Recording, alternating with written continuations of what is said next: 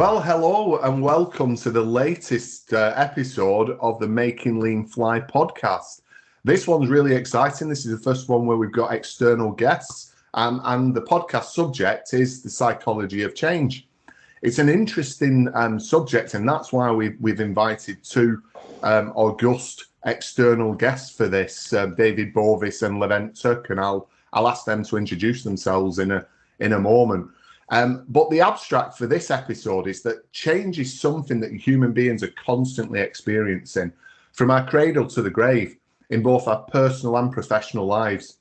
Organisations in both the public and private sectors are constantly reinventing themselves, and it would be almost unheard of to find an organisation of any scale that doesn't have at least one significant change or what they might call a transformation programme ongoing. However, the way that we experience and respond to change isn't something that can be logically planned for or easily predicted, as the psychology of change goes to the very root of our being as humans and involves functions of the brain that evolved millions of years ago and that still cannot be fully explained by science. So in this episode, our guests discuss what makes change fail and what leaders can do to better understand the function of the brain and how to adopt a people focus that can make their change goals a success. So as I said, we've got some great guests on this show. First one I want to introduce is David Bovis. He's the inventor, the creator of the model called BTFA, Believe, Think, Feel and Act, sometimes called the Bovis cycle. And this complements and works interactively with what a lot of people know as the Shewhart or Deming cycle of PDCA. And I'm a true believer. So welcome, David. Great to have you on the show. Hi, Philip. Nice to be here. Thanks very much for inviting us on. Yeah, you're absolutely welcome. And the second guest we have is Levent, Turk. He's David's business partner and brings a really practical and pragmatic approach to change and the psychology behind it. So welcome, Levent. Great to have you on the show. Thank you, Philip. Great. Thanks for the invitation. Absolutely, it's great to have you on board. And finally, we've got our usual furniture here. We've got Edwin. Great. Joking aside, Edwin, great to have you on the show. You always bring a fantastic perspective to this. Thanks, Philip. It's a privilege to be here, and especially with David and Levent as our external guests. It's brilliant. Thanks for having me. Yeah, absolutely welcome. So let's start with those introductions. So, David, could you give us a brief introduction to yourself? Tell us a little bit about yourself, your background. Yeah, of course. I'm 35 years in industry, man and boy. Started off in an apprenticeship, got bored, went to a different apprenticeship to become a toolmaker. Worked from shop floor to top floor in various roles as engineer and production engineer. Ended up progressing through different businesses to general manager and director. Got tasked with turnaround by some CEOs on a couple of different places, and ended up as a consultant leading change in professional services. So that kind of experience over those years has given me an opportunity to work in a lot of different sectors. So automotive, aerospace, space, defence, covering a lot of disciplines really: material handling, extrusion, injection molding, high precision engineering, that kind of stuff. But I normally sum it up by saying I've done everything from hydrogen fuel cells to quarrying 12-ton lumps of stone and pretty much everything in between. So yeah, that's it for me. I mean, along the way, I read a lot on psychology and philosophy and neuroscience. So great. Well, I mean, fantastic background. Although you did use the C word, David. What's the consultant? Why do you think I'm not one anymore? Great. Thank you, David. And Levent, love to hear a brief introduction of yourself as well. Yes, sure. I started my professional life as a research and development engineer, and after 5 years, I joined Toyota. I started to work in Takoka plant of Toyota in Japan. I worked there for 2 years. The objective was to learn Toyota production system, then to establish a greenfield plant in Turkey. We did that, and during the following 14 years, I've been in positions like production general manager, quality general manager, engineering general manager, and purchasing general manager. Finally, I was the president of Toyota Motor Europe's Turkey branch. Then I changed my job, started working in another automotive OEM called Karsan, where we were producing Renault trucks, Hyundai trucks, and Peugeot Citroën car-derived vehicles under contract manufacturing model. I led production there. Then the following 9 years, I worked for MAN Bus and Trucks as a board member in charge of production. Then I was retired for the last year. I've been giving consultancy to automotive manufacturers, and we are working with David together on BTFA. Brilliant. And I think the audience, the listeners, will probably know what I mean by august guests when you hear the background of Levent and David. And I also the one thing I will say, Levent, having watched the BTFA course videos a number of times, when you speak now, I cannot help but picture you as a cartoon character. And anybody who has had the privilege of watching or seeing the BTFA course will know what I mean when they do see it. And then Edwin, I think most listeners know you by now, but just a very brief reminder of who you are. Thanks, Philip. Edwin van den Berg. I worked in industry since 1997, so I was just calculating. That's close to 26 years now, out of which probably 20 years I've been involved in Lean and Six Sigma in different roles, from the shop floor through improvement management and quality management. And now I have the privilege to lead the Lean Academy and develop our Lean Excellence model and our curriculum-based learning for GKN Aerospace. It's a privilege to be doing that, and it's a privilege to also have the opportunity to be amongst the first who get to process the psychology of change as part of their learning curriculum. And indeed, the alter egos that David and Levent have in their course materials, they stick with you forever. It's really fun to watch. It's also great learning, and I'm happy to be using that learning in our curriculum in GKN. So, yeah, thank you. Completely agree, Edwin. And I think it was a stroke of genius for you to use your own voices in the training. Cartoon characters, because it as Edwin does, it creates alter egos for the two of you, which really works well. So let's get into the subject. So I think the first thing is, what is the psychology of change? That's the first question. And before I go to the real experts, I'm going to put you on the spot, Edwin. And you're developing the training course for us in GKN Aerospace. So what have you learned so far? What is the psychology of change? Well, I've needed some time to really digest it, but what to me it comes down to is the combination of psychology and making things different, making things better. Psychology is all around what happens in our brains, how our feelings and emotions work, and how that influences the way we behave and act. And of course, when you go through change, what we're looking for is improvement, things getting better, basically seeing that, observing that by how you change the way you act. So these things of mental processes, of emotions and feelings, and how they interact with the way we act and the way we can absorb and drive change, to me, is the description of psychology of change. Still very high level. I think there's a lot to do to understand it better and then use it, but that would be my definition. Thank you, Edwin. I think that's really good. It certainly spoke to me. So thank you. I think great definition. Levent, what would be your view of what the psychology of change is? Yeah, I completely agree with Edwin's definition. If we simply define psychology as a method or a way to understand why people behave the way they do, then psychology of change is perhaps to understand what's happening in brain when change is happening outside. I can simply put it like this. Absolutely, thank you, Levent. And then David, finally to you, what's your view of this? What's your definition?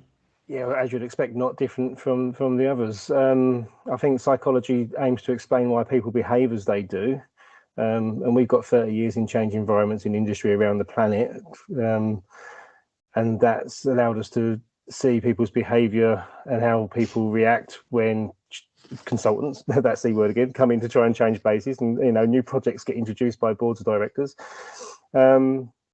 And we found, there's a lot of subjectivity in the language, and we needed to perhaps get a bit further. So we introduced the neuroscience as well to give us that baseline language, which really makes the psychology more clear. So for us, the psychology of change is understanding people making change in a change environment, but also introducing brain function to make it easier to understand the psychology, because psychology is full of very strange terms.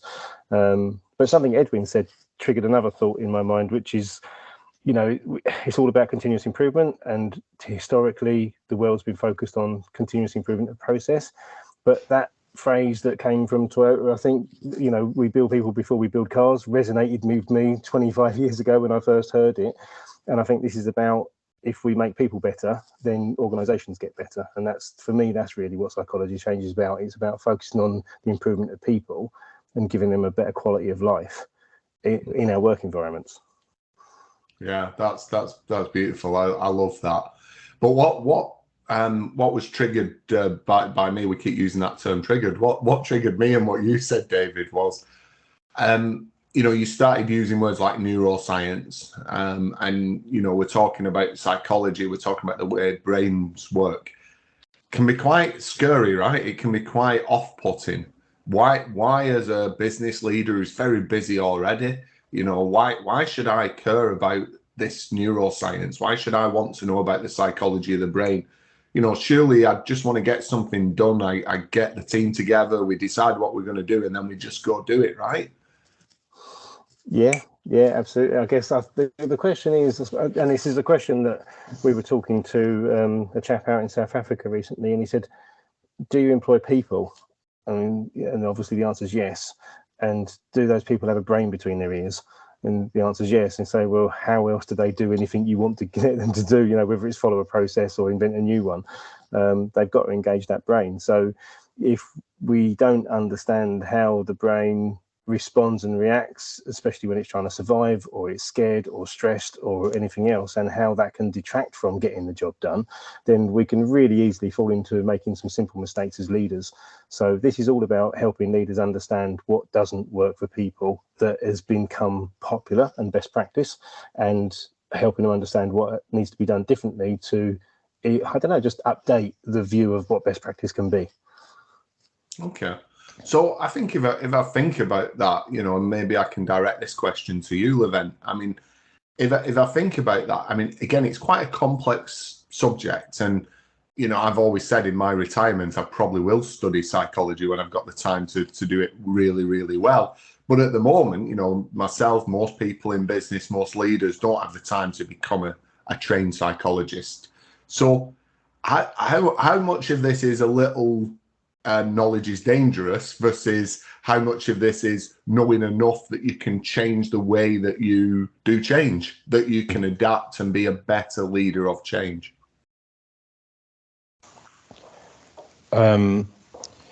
Psychology, I think, is a must to learn. And David and I, we have studied psychology after we studied philosophy. For about 15-20 years. We try to understand, as we said, why the people behave the way they do. Why was it important for us? Because in my 35 years of experience, I see the main problem is people-related, culture-related, and behavior-related. Because if people are disengaged and misaligned and they are resisting to change, that affects all the results. And finally, which is a good point, that Gallup, that big famous survey company, has published a report at the end of 2022. They say 70% of people are disengaged.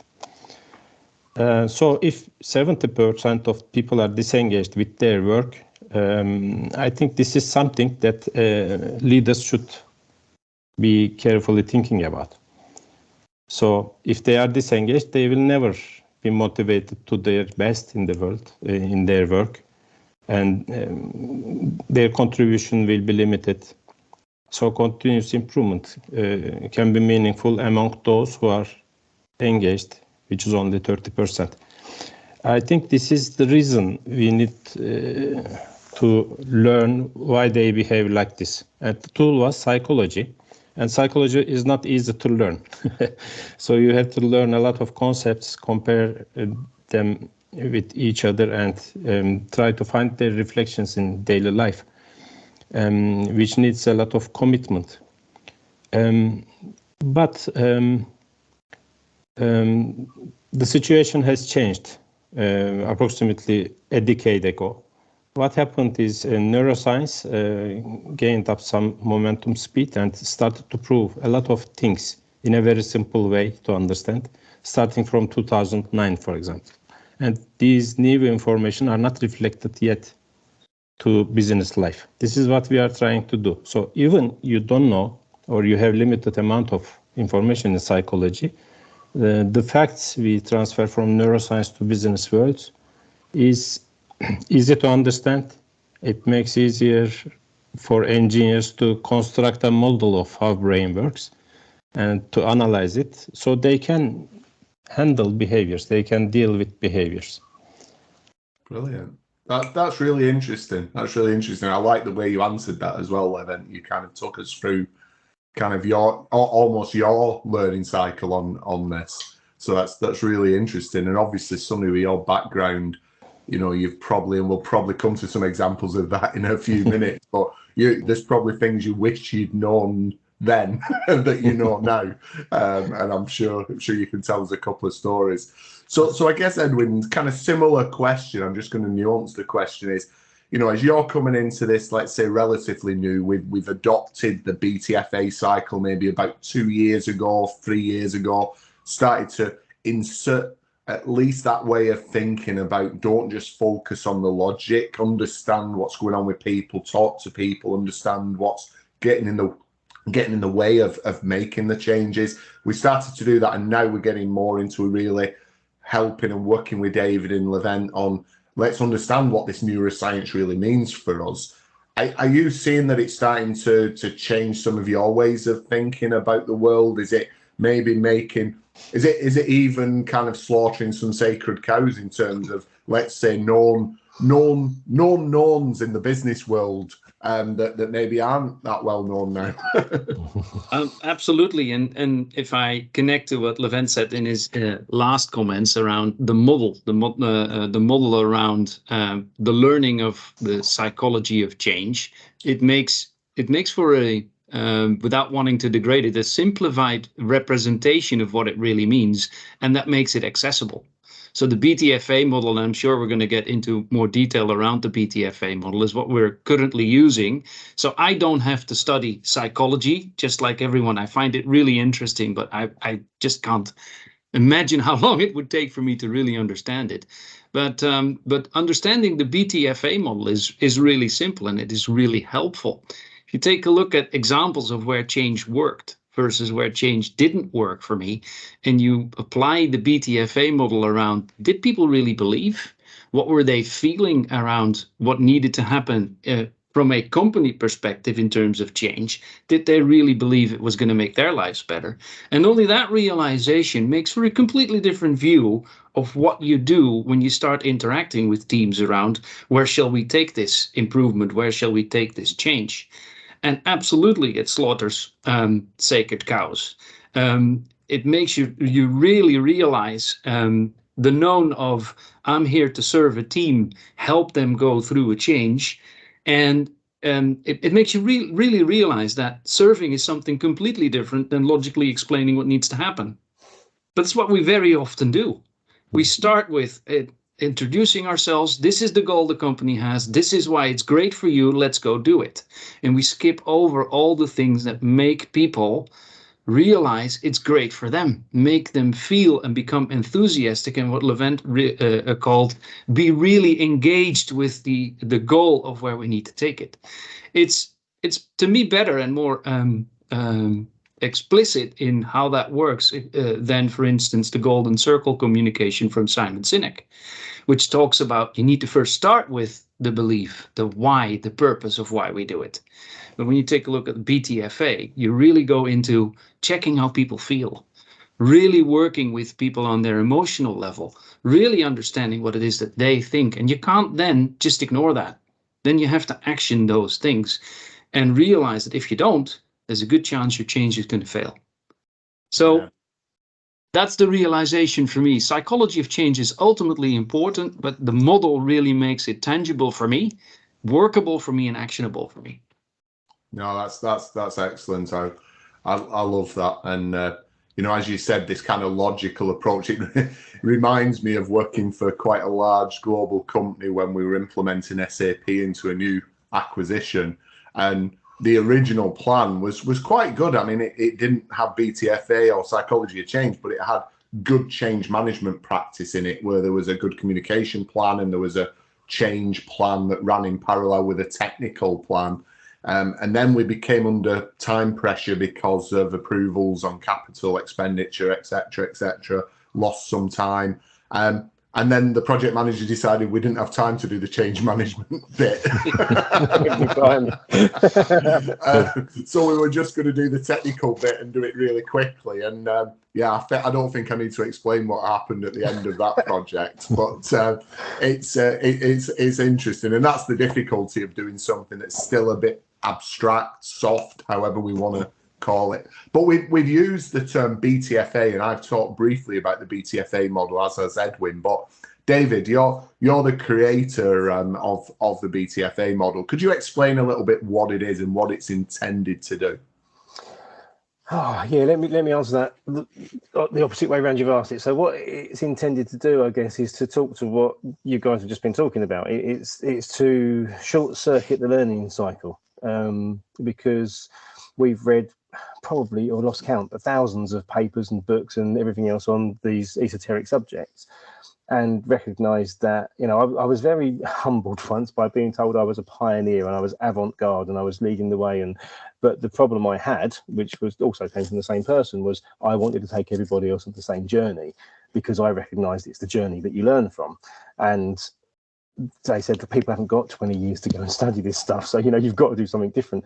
And that's really was those kind of comments coming back to me was the driving force behind thinking this needs to be something simple that people can learn quickly but still effective. So that the purpose of BTFA is to take that 20-year learning cycle and compress it into a much shorter space of time. And I don't know what that looks like yet. Probably, we're hoping a year or two tops in terms of understanding enough about psychology. But we also needed to give somebody or everybody something that's accessible. So we recognized, understanding what we know about brains, how powerful language is, and we had to take and this talks to the theory of bar. So anybody that's lived and breathed lean like we all have, the theory of bar is about putting people together and the whole becoming greater than the sum of its parts when people get to interact, right? And it's not just about the Gemba side of bar, there's a bigger philosophical context to bar. So we thought you have to go to the place where people are at in their minds as much as you have to go to the place where people are at physically. So we knew we had to find a language register that worked for people in the way they speak today, and everybody can know, and they've all got meaning wired into their brains for the words believe, think, feel, and act. So that's like Edwin said earlier. It gives us a door to walk through with people, an access point, and from that we build very carefully. And at what point we introduce the language, then we build it up in the training course. Yeah, and it's interesting. Again, I think Levent, it'd be good for you to give your perspective on this. Again, as an engineer, I'm an engineer. I grew up with PDCA. I've always applied it, rigorously and vigorously when I do it, and initially, when you're introduced to BTFA, you presume as an engineer, right, it's very logical. Then I go believe, think, feel, act. But actually, it doesn't work like that, does it? It's a much more interactive thing. It's the act that can trigger the feelings, and the feelings that can trigger the belief, etc. So you have to also kind of reprogram your way of thinking in terms of what the BTFA model means, right, Levent? Maybe you could elaborate a bit on that. Exactly. But for the beginning, if we will use a model, it should be attractive, not so difficult to understand. So we start by explaining easily. So dealing with people. So what we are starting from the change, what we are trying to change is people's behavior, right? So we try to change their behaviors, and if we fail to change their behaviors, we start controlling their behaviors with KPIs, etc., which has disastrous results because it causes stress in their brains. And rather than changing their thoughts, feelings, and beliefs, it makes them stronger because they have to defend their beliefs to survive in the world. This is so simple. So the way we introduce change is very, very important. And in summary, dealing with behaviors is pointless because there are feelings behind behaviors. This is an important point at the start because most of us, the education system taught us we are rational creatures who are making rational decisions to maximize their interests, etc., which is the basics of economics theory, which is something wrong, and we understand it only very recently. Most of the people act with their emotions, so we say behind behaviors, there are not only rational thinking, but also emotions. So the idea that we can leave emotions outside the work is false. And there are many professionals in the world, professional CEOs even, that believes that, which is something false and which is recently proven by neuroscience. This is a part of the proof we are providing in our course. So what is behind feelings then? How can we understand feelings which are too complicated? Behind feelings, there are thoughts. We say thoughts and feelings cannot be separated from each other. They can only coexist. And if you try to change the thoughts of someone else's, it is not easy. It is very difficult indeed, because dealing with thoughts, which is the main reason of the conflict at workplaces, is also pointless, because behind thoughts there are beliefs. So you have to change somebody's beliefs if you want a sustainable change in behavior. Then how to change somebody's beliefs? It is not easy, but if you understand how beliefs are formed in our brain, we can find a way. And it is not difficult. Our beliefs are formed by our experience according to what we live. So this gives a very simple model to engineers, as Edwin said. Don't deal with behaviors, deal with the environment they are making their experiences, so that you can have a chance to give an opportunity to them to change their beliefs. Of course, after getting this model, and if the participant or person gets this idea and likes this idea, they start learning more about it. And as you said, beliefs, thoughts, and feelings, they work all together all the time, even when we are unconscious. Yeah. This is a very simple, oversimplistic model of the brain. But if people are interested, they can go deeper and deeper. It is an endless area, as you said. Yeah, no, but it's fantastic, Levent, and again, thank you. Great explanation around that. And what I really like about it is it allows a different kind of dialogue in teams. So just yesterday, I was on a call about some support we're giving in one of our factories, and we talked about all of the logical work that's been done for the past year or so in terms of how we should redesign the value stream and how we can get rates up and be more effective. And the conclusion was that the work done is already great. You know, there's nothing logically that needs to be done anymore. It really is. And the language people were using, you know, it was one of my team members said, it's just the BTFA hasn't been there. And they started talking about how do we get the BTFA there? How do we get the belief in this being the right thing to do and to change well-established ways of working, and a belief, you know, without going into details, a belief that you've just got to keep the machines running, so we've got to keep packing inventory behind them. And if we've got a machine that's working, let's make stuff on it, regardless of whether there's flow in the value stream.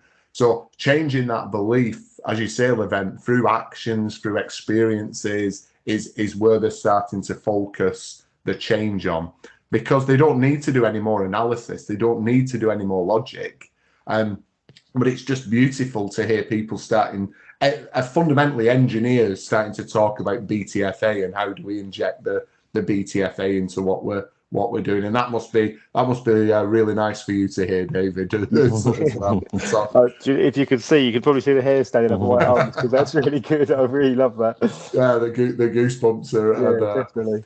But anyway, listen, we always about when we're about halfway through, we always do a bit of a fun fact about yourself. I'm not going to ask Edwin again. If anybody wants to hear, we've had some fun with his fun facts in previous episodes. But David, tell me a little bit about yourself in terms of a fun fact. What might people not know about you? Well, you know what? I'm going to link it to what we just said, because it's in a particular experience in a factory in Essex, where I was watching consultants come in, and all the people there who had an incredible tacit, intuitive knowledge of the business and how it ran and functioned, completely being railroaded by other people that came in and said, this is how you do change, this is what you're going to change to, and not having a good BTFA experience, because they were getting despondent and depressed. And I was tasked at that point in time, very early on in my lean understanding of world-class manufacturing, as it still was then. Lean hadn't been invented at that point. So I was told I had to go and train 5S to a French team.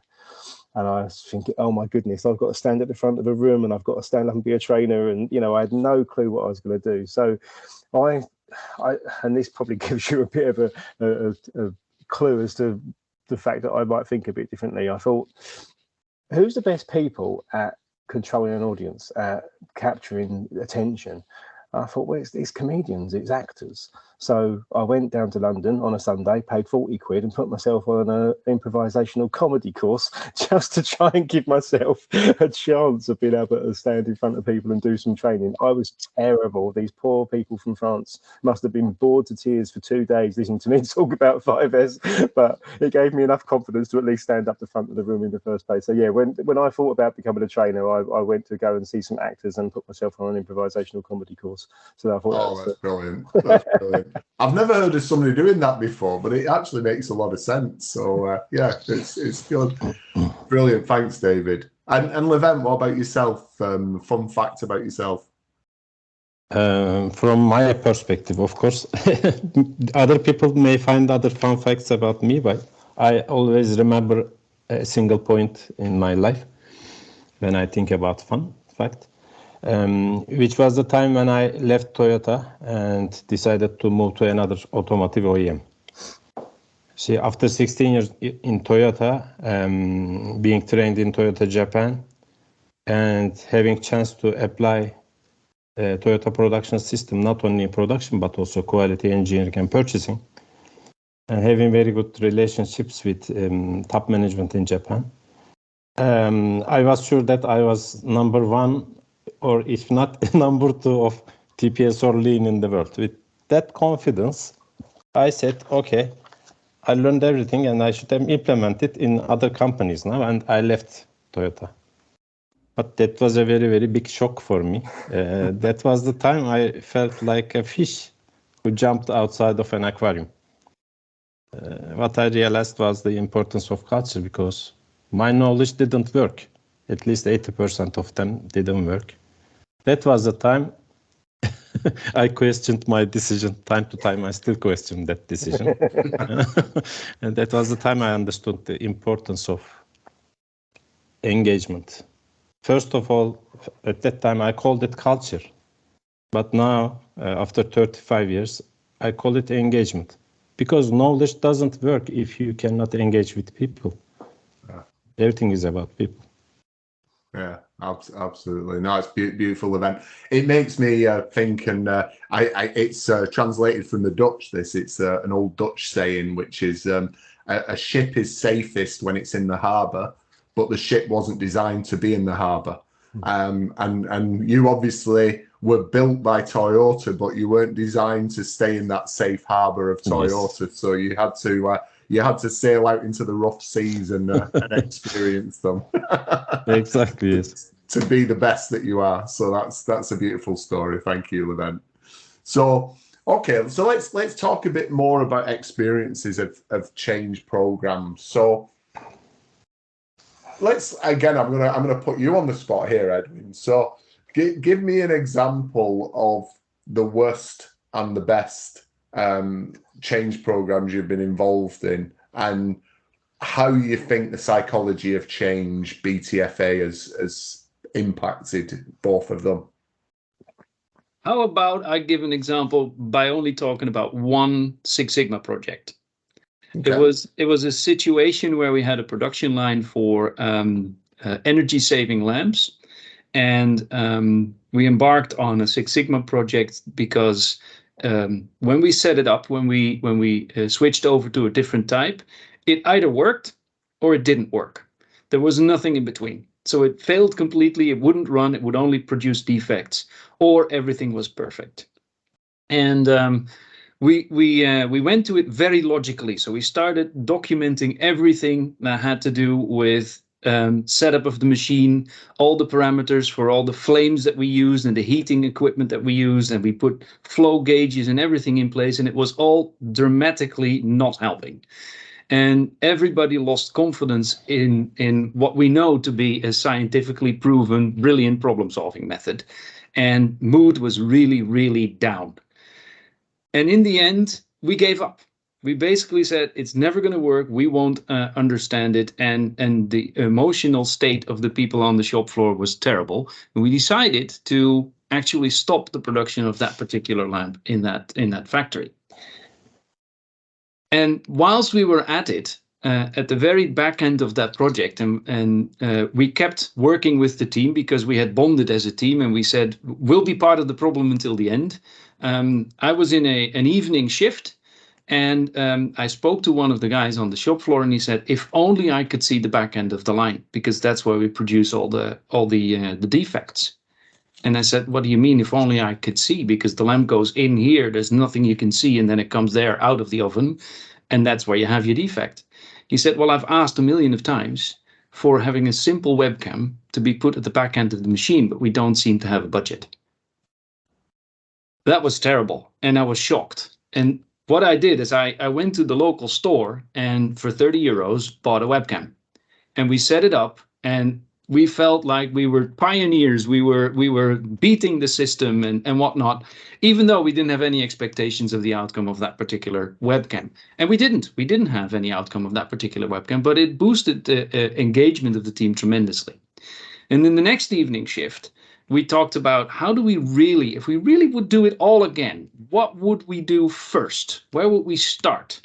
And we asked one of the maintenance guys to come and help us do a changeover where a changeover wasn't needed. We had a running machine and it worked well at that point in time. We said, all right, stop the machine, change over to the same type. And I observed him and I thought he's doing something really strange with measuring a distance of a very flimsy coil to where it's supposed to have a distance very accurately defined to the base that it's mounted to. And I asked him, could you teach me that? Could you give me some job instructions so I can understand what that measurement system looks like?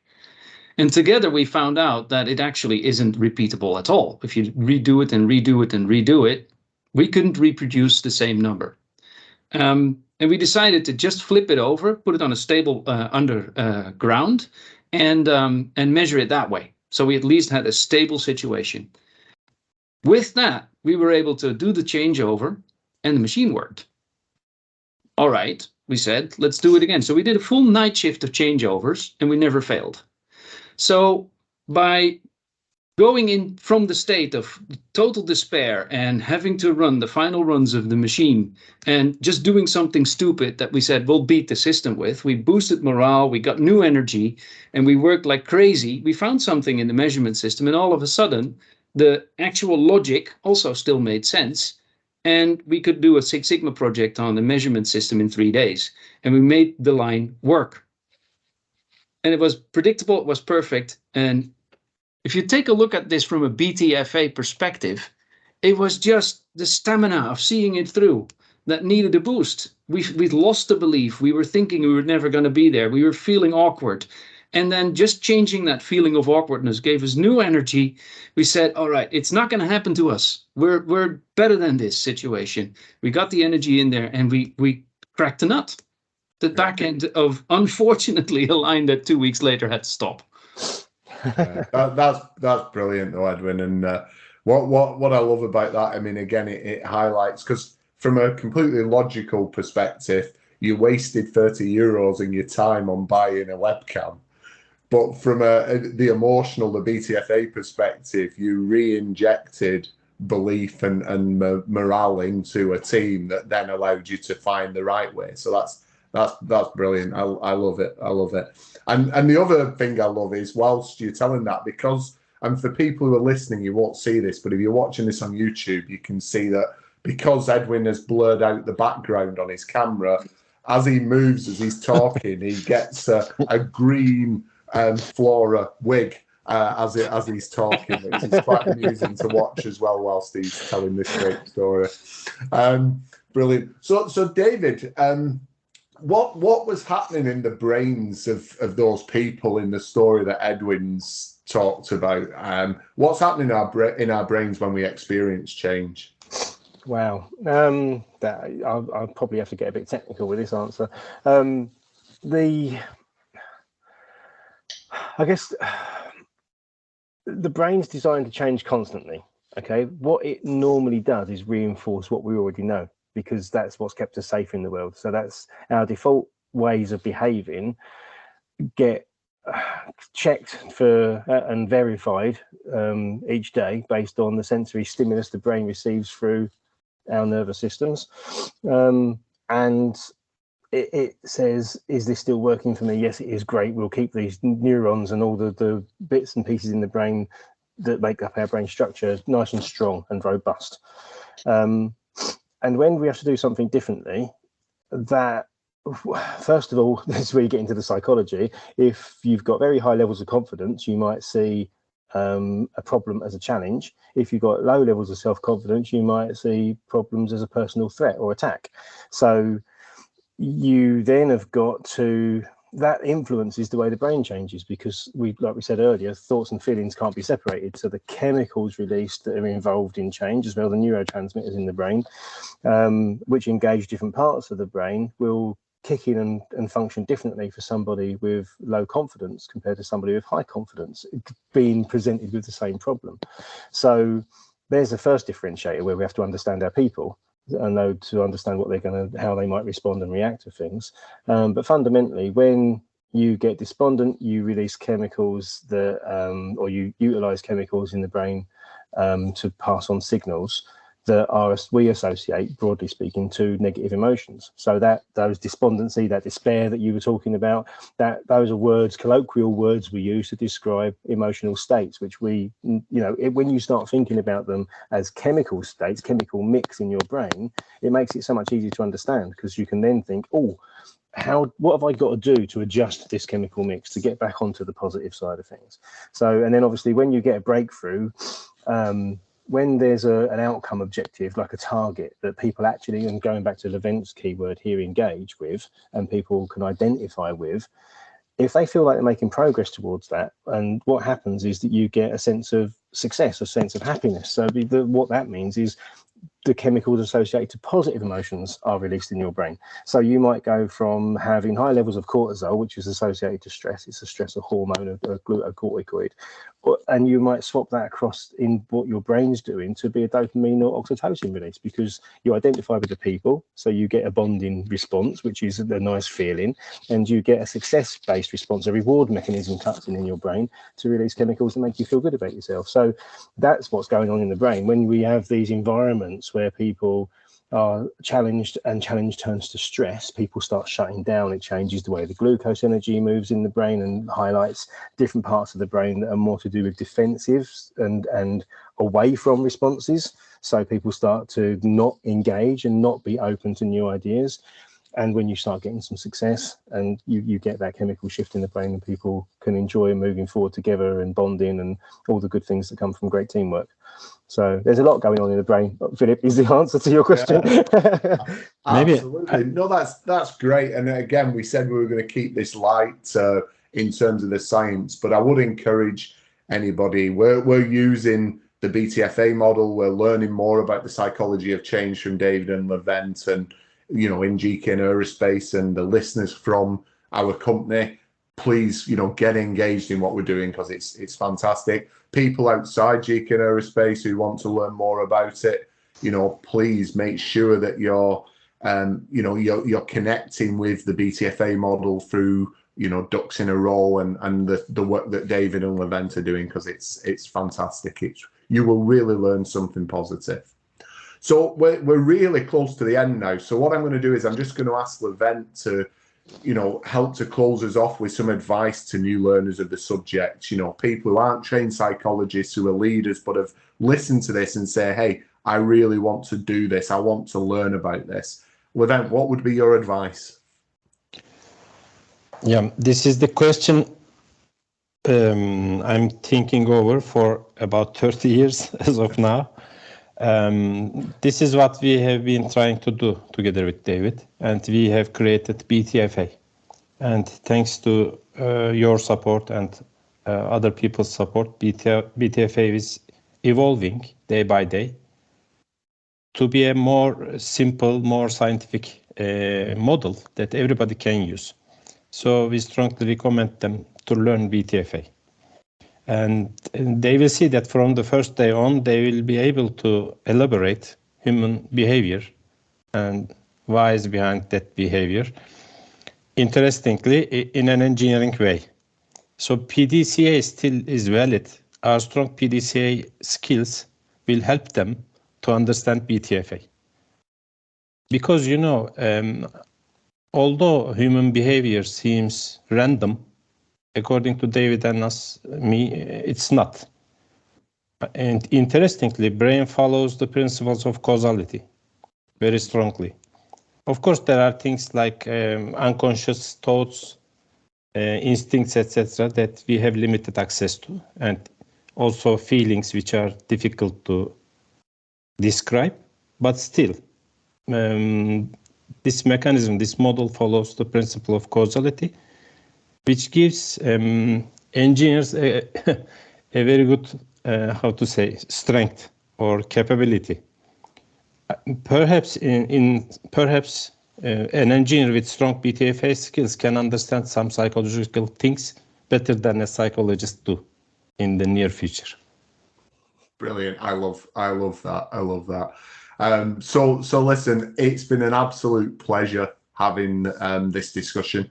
It's been really fantastic to have David and Levent on the show, and of course, as always, Edwin, I always value your sage advice and your sage input. So, thank you. I hope the listeners really enjoyed it. We will put some links up about how you can connect better with this in the podcast and the video cast. So it just remains for me to say, remember, this is about changing how you lead, not who you are.